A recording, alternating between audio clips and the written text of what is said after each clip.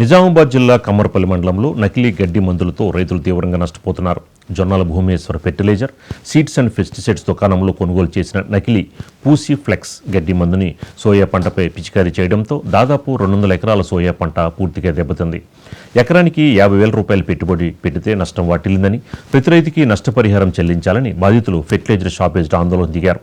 నకిలీ మందులతో మోసం చేస్తున్న యజమానులపై పీడీ యాక్ట్ కేసులు నమోదు చేసి లైసెన్సులు రద్దు చేయాలని వ్యవసాయ అధికారులకి ఫిర్యాదు చేశారు. తమను ఆదుకోవాలని రైతులు ప్రభుత్వాన్ని వేడుకుంటున్నారు. కమ్మరపల్లి మండలం నిజామాబాద్ డిస్టిక్ మేము సోయా పంట ఒక 14 రోజుల క్రితం వేయడం జరిగింది.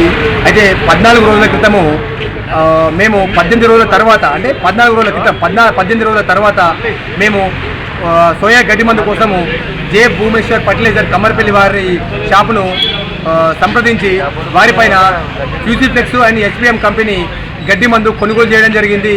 ఈ మందు ఓడితే సోయాలో గడ్డి మందు మొత్తం ఎండిపోతుంది కాబట్టి ఇది మంచిగా ఉంటుంది అని చెప్పేసి మమ్మల్ని కొట్టిపేయడం జరిగింది, ఎకరానికి 7 పంపుల చొప్పున.